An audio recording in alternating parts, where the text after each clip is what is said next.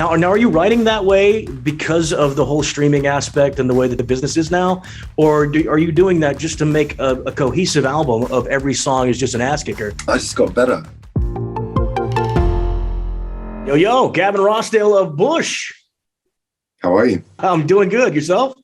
Yeah, I'm good. I'm just working on my guitar rig, and so it's like super nerdy stuff, but for guitar players. But I love that. I'm a guitar player myself, so yeah. It feels really good to be I got a whole new system and getting it all set up, and got the guy from Axe Effects at my house, so we worked with for years and just in the studio.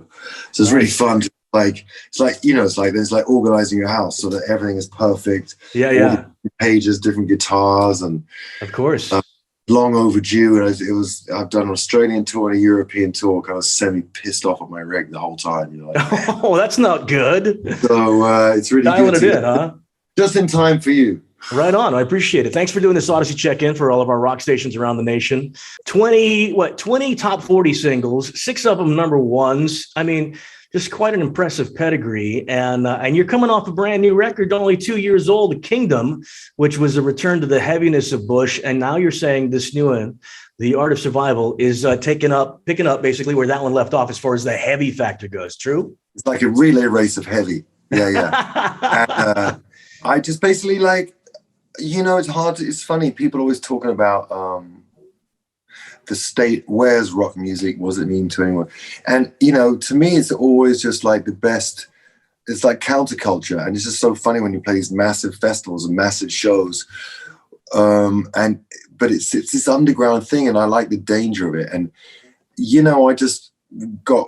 I go from metal festivals to festivals with pop bands to you just change stuff up. I just like the heavy stuff. Our stuff, it's not like metal, it's just like heavy. Yeah. But yeah, thing the same. So therefore it's always tempered by that. You know what I mean? It's like and it creates its own sound. And I like that. And I'm always trying to kind of discover things. When I play regular standard tuned guitars right now, I'm like, I don't know about that. As soon as I play my drop guitars, I'm like, yeah, baby. Drop D tuning. Yeah, there you go. Well, I'm drop C actually. Oh, really? Yeah. Drop C? Yeah. Oh, you're getting low. I love it, man. The whole record is drop C with a couple of 1 or 2 drop Bs. What? Yeah. Oh, that's amazing. Yeah. Is that what the new song, the new single's coming out? That's More D, Than Machines. That's C, I think. Yeah. Really? Yeah. Mondo Heaviness from Bush. I'm digging it. Because it's nice to have that, because people, it just subliminally, I don't know, it's like in your system, it just feels so heavy. And then if you can either choose to scream on it, some guys are really good at screaming, some guys are really good at like the dog barking, that sound. That's not my thing. I like melodies. So I like those, interesting kind of cultural crashes, Your fan base is so diverse because you guys, like I was saying, you fit into all of these different categories, and you basically, appeal to a whole swath of humanity. That's the way to go, right? Yeah, it's fun. So these days, I mean, I'm so happy to be lucky to be making records and touring, and I just think of us as like, I feel like a working musician. I found a way to make it my job, and I wasn't like, just coming in for a couple of songs and leaving, and like, what happened to that? I mean, people always just like the idea that you can, you have this world that I live in. And so I just, this new record I'm so proud of, and, but it's just fun to just such a fun way to go to work, is to make a record. Well, the fact that you guys took off some time for a while, I mean, you're coming up on your 30th anniversary, a couple years away. Isn't that amazing? But you're still out doing it. I mean, you guys were just on the road earlier this year with Stuntable Pilots and Cheap Trick. Mm-hmm. And how did that go? Was that rad? It was just great to be with those guys. We love STP. Mm-hmm. They're really good friends of ours. And so I love being Dean's guitar hander on stage. Did you do that? Once or cool. Twice, once or twice, I just take the guitar out to him. Right on. And Cheap Trick I'd never seen and I'd never met, but they were just fantastic and just great people. They're an American institution. I mean, for a band that's had that longevity, Yeah, Steve Albini's favorite band. I didn't know that, really? Yeah. Well, now that surprises me. Yeah. Yeah, Yeah. that would surprise a lot of people. Now you guys are hitting the road. Bush is going out, But Alice in Chains and Breaking Benjamin. cranking up in August. I think going for a couple months, ending in October.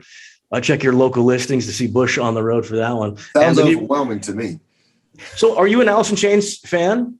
Weirdly enough, when I originally last year, whenever it was before the pandemic, we were going to go on tour with Breaking Benjamin. So I went to Reno and did a song on stage.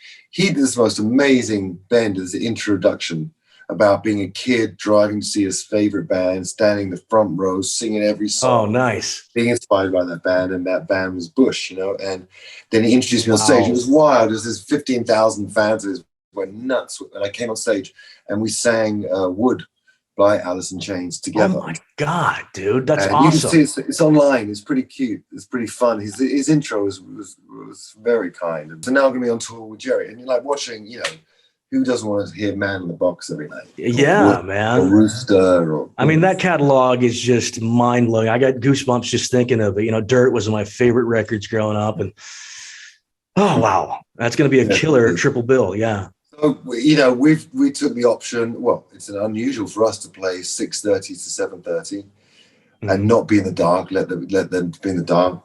Yeah. It's a great tour to be on. It's going to be playing to a lot of people that probably wouldn't come and see us. I guess. I don't know. Sure. So we'll see. It's like all these. You play with great bands, and you want to steal their audience. I mean, Alice in Chains, we may have a few crossovers, but with Breaking Benjamin, it's a much younger band. There's a chance that that audience doesn't know us as well. So do you still feel that you have something to prove by that mindset, or what? Yeah. Is that why you go out every night thinking that? Yeah. No kidding. And I think awesome. Every night and every song, and like this new record, my dream is to make these records like The Kingdom and now this The Art of Survival, whereby someone could just get that record and just feast on that alone. Don't need to go to the catalog. Don't need any other songs. That record is going to make it for you. And then obviously then you want them to go be like, okay, let's see what else they've done. Yeah, do the background, sure. As opposed to sort of having records that are just, I hear a lot of records that just go by. They just go by. When you play them, songs just go by. Right. They don't grab you. And there've been bands that there's a lot of bands like that these days, And they don't grab. And so I'm not saying I've managed to find a way to grab, but my attempt is always to grab. Now, are you writing that way because of the whole streaming aspect and the way that the business is now? Or are you doing that just to make a cohesive album of every song is just an ass kicker and amazing?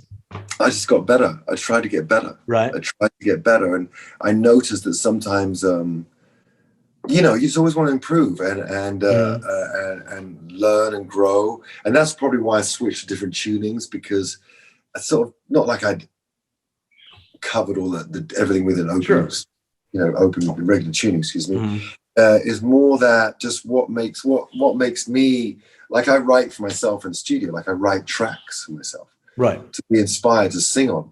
So if it's something I've done before and it's got a more, something pedestrian about it, or like by rote, then it's not as fun as something where I'm like, wow, what is this? This is nuts, Yeah. Nuts. I want to write on it. And if it's not nuts, if the music's not nuts and beautiful and holds, then I'm not going to do it. Whereas before, I've been guilty of sometimes just thinking I can get away with it by writing interesting lyrics on top of music. Oh, okay. I haven't quite pushed myself at certain moments. Now I try to push every element. I've been lucky enough that we've had really big songs. It's not like I've failed, but sure. you have that mindset that you can just find ways to get better, as opposed to take the foot off the gas. But if it doesn't turn you on to start with, then it's probably a lot harder. Well, that's the thing I was going to say. You said you're writing for yourself. I mean, no artist knows what their audience is going to be into or not into. You don't know what a hit song is until it gets out there and lives its life on its own. You have to be doing it for yourself, entertaining yourself, impressing yourself, blowing yourself away. Otherwise, what's the use, right? If I can't write a track that I have to slap the engineer on the shoulder, like, look at that, how can be music? If I'm not slapping him on the back, what's happening? Then you're not doing your job. Yeah. Right. No, because I can write songs all day long, but it doesn't mean they're good songs. Well, this new one, More Than Machines, is a heavy, good song. I love the fact that you're tuning down to drop C and B, and the new record, The Art of Survival, following up on the heaviness of The Kingdom. And wait, before I let you go, what is this I just heard about you doing a video on the edge of a volcano in Portugal? Is that happening with? Literally, we're still that ambitious. We're prepared to work with lava. We don't care. Just this band, they want it so hard. Yeah, well, we're playing a show in the Azores, and there's a volcanic rock there. Could go off at any time. We've got to be careful. Oh my God. And dude. always wear high boots and don't wear flip-flops. I don't know. And we're trying to shoot some stuff down there. So we're just winging it, guerrilla style. You know, we'll see what's going to happen. But we would take 3 planes, go there for 2 days, shoot something, do a show, and then come back. It's like, damn, quite the undertaking. But you can do that when, you're Gavin Rossdale and Bush. You can do that when it's just like, it's going to be so fun. We do that. We play in the dark. It's a big festival, 60,000 people. Nice. On the island. It's going to be fun. That's awesome, man. Well, we can't wait to see you on the road this summer with Alice in Chains, Breaking Benjamin. The new record's coming out in October. New single probably should be out now as we speak. That's why we're talking today. And congrats on all your success, Gavin. Love seeing you, man. Kicking ass. Thank you, brother. Appreciate it.